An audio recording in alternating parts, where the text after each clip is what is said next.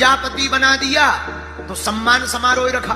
सम्मान समारोह में सबको बुलाया, ब्रह्मा जी को भी बुलाया, भगवान शंकर को भी बुलाया, विष्णु भगवान भी आए, सब देवता आए। अच्छा, नेताओं की आदत होती है कभी भी सम्मान समारोह हो देरी से आएंगे ताकि लोग इंतजार करें। सम्मान समारोह में सब देवता पहले पहुंच गए, पर ये प्रजापति दक्ष थोड़ा देर से आए।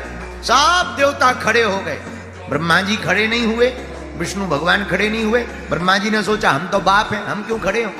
विष्णु भगवान ने सोचा वाह हम तो दादाजी हैं, हम क्यों खड़े हो। भोले बाबा ने सोचा हम इन दोनों में कौन से भेद है, ये दो ही रूप हमारे ही है, तो हम काहे को खड़े हो, हम भी तो दामाद हैं। वो भी बैठे रहे। राजा दक्ष ने चारों तरफ नगाहे को घुमाया, सोई देखा कि सब खड़े हुए हैं सम्मान में, बस 3 लोग बैठे हुए हैं। तो राजा दक्ष की नजर जहां गई, इनके उद्घोषण भाषण होने के बाद में इनने पहले ही ठोक दिए, नाराज हो गए शंकर जी के ऊपर। और जैसे ही सिंहासन पर राजा दक्ष बैठे, सोई बोलने लगा, सुनो सुनो सुनो देवताओं सुनो।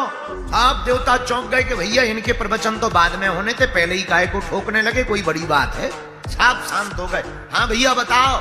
भैया सावधान होकर सुन लो सब लोग, एक बात हम कहना चाहते हैं, विशिष्ट सम्मानीय लोगों में एक भी अगर असभ्य आदमी आ जाता है तो सभा का माहौल खराब हो जाता है। अब सब अपने एक दूसरे की तरफ देखने लगे, भैया इसमें कौन सा आदमी खराब आ गया। लेकिन राजा दक्ष नहीं रुका। सुनो, अरे तुम इधर उधर क्या देख रहे हो, तुम्हें दिखाई नहीं पड़ता ये नंगा शिव न बैठने का ज्ञान है न उठने का ज्ञान है, दिन भर भूत प्रेतों के संग रहता है, इसकी हालत भी और आदत भी भूतों जैसी हो गई। तो किसी ने राजा दक्ष से धीरे से कहा कि वाह तुम्हें इतने अवगुण दिखाई पड़ रहे, तो अपनी बेटी का विवाह क्यों किया, इतने ही अवगुण थे तो बेटी का विवाह न करते। राजा दक्ष ने कहा, कहां हमारी सुकुमारी सुंदर कन्या और कहां ये मरकट लोचन वाला शिव, कहीं हम अपनी बेटी का विवाह इसके साथ करते। वो तो पिताजी की आज्ञा थी सो कर दिया, पर आज के बाद हम कह रहे हैं, ध्यान से सुन लो, आज के बाद किसी भी यज्ञ में किसी भी आयोजन में भगवान शंकर का कोई भाग नहीं। बहुत देर तक तो शंकर जी चुप रहे, नंदी जी तमतमाते रहे। नंदी जी धीरे से उठ के बोले, अगर आपकी आज्ञा हो तो इन्हें मजा चखा दे। शंकर जी बोले, चुप रहो, शादी की गालियां हैं, किसी को विवाह के समय मिलती हैं, हमें बाद तक मिल रही है। ससुर साहब है, चुप रहो, कुछ बोलना नहीं।